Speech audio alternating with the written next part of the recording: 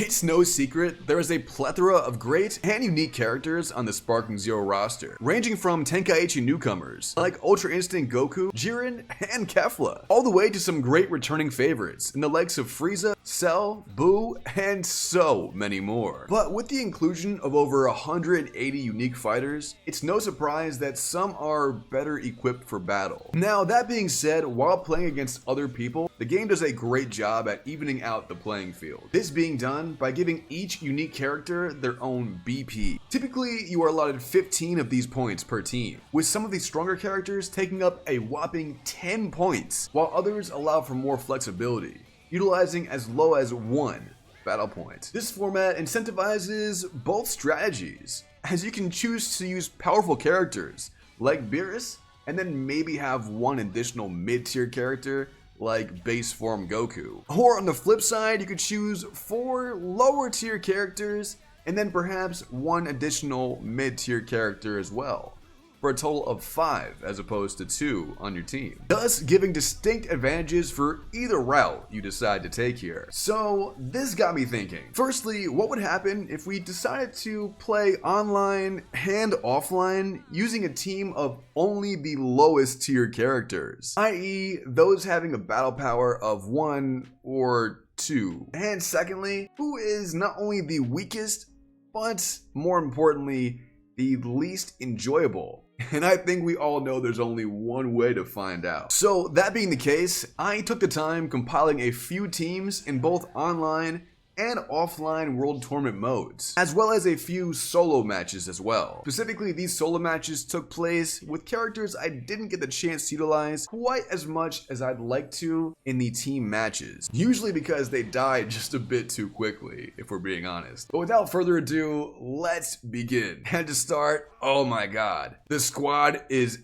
absolutely fire. Alright, now to start off with the blatantly obvious choice, Mr. Satan, or as I'll always know him, Hercule, comes in at the absolute lowest with a whopping battle power of just 1. This should come as no surprise, given Hercule is one of the weakest fighting characters in the entirety of the franchise. But that being the case, he's not really that bad. I mean, don't get me wrong, he does fairly low damage, and occasionally his supers won't even hurt the opponent whatsoever, which is honestly kind of funny. But they're uniquely enjoyable to use, if anything for the gag humor, and if you just need 1 point to fill out your roster, well, he's your only option. And he really is better than nothing. Although I do find it exceedingly odd they chose to give Hercule the ability to fly without a jetpack. Like, why would they not just add the jetpack on his damn back? And not only that, but bro can teleport, which is crazy. I like to imagine that playing as Hercule is all part of his fever dream. In fact, now that I'm thinking about it,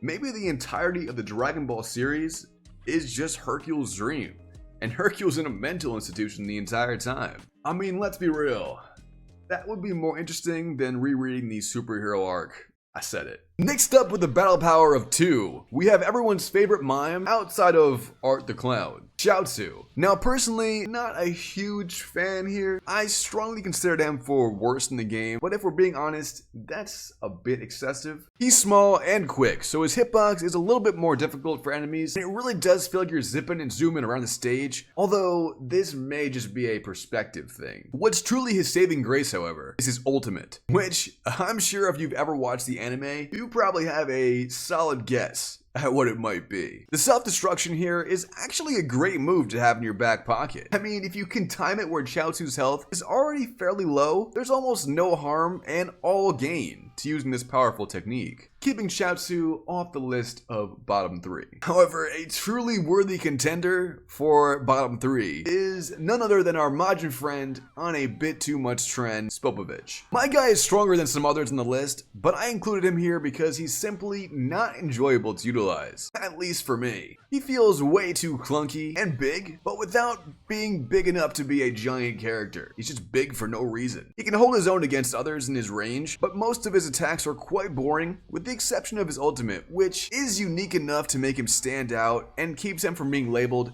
as one of the worst characters on the roster, in my opinion. But still, what can you expect from a guy who at one point got absolutely stomped by Mr. Satan in the tournament? No amount of Bobby's magic is helping you come back from that, my guy. Next up is quite possibly my favorite of the lower tier characters, the Bean Daddy himself, Yajirobe. In all seriousness, Yajirobe may actually be one of the most broken characters in the entire roster. This is because he's available at such a low BP that you can squeeze him in to almost any team. And for being considered so weak, he has some pretty cool, unique, and powerful attacks, especially his ultimate, which is witty, funny, and enjoyable to use. Not to mention his ability to recover HP using senzu beans, which makes perfect sense for his character and actually is game changing. No, seriously, this can make or break a ranked match. So much so, I was able to finish off some foes by throwing rocks at them, which is downright hilarious. This in turn keeping Yajirobe well off the bottom 3 list, and in all honesty, bringing him a bit closer to my top 3. Saibaman, however, are actually one of the worst in the game to me. There's nothing really fun about playing them at all. I mean, sure, you can blow yourself up, but it typically doesn't do that much damage unless the opponent's HP is really low. The only real benefit they have is their size, but even still, I couldn't see anyone being excited to use the Saibaman. So for that reason, I'm putting them as number 2 on my personal least favorite character list. Another solid contender is Guldo. The Green Goblin has a decent enough ultimate, which is unique to his character, but I certainly did not have a fun time playing as him overall. He's just awkward to control, and again, aside from the ultimate, there's nothing really cool or good about him. And it's as simple as that. For that reason, and that reason alone, I'm giving him the bronze medal, aka third least favorite character to play as in SparkingZero. For me. Now this is sad for me to say, but the OG, the Turtle Hermit himself, is in fact one of the weakest characters in the game. Although this is just a fact, he is still very fun to play as, both in base and buff form, utilizing his max power and original Kamehameha. And also, you just have to give Roshi his flowers. I mean, without him, bro, Goku would not be the fighter that he is today. And that's just facts, my guy. Now, switching it up a bit, this next character is definitely not one of the weakest, but is certainly one that I hate playing as. And I'm sure many can understand why.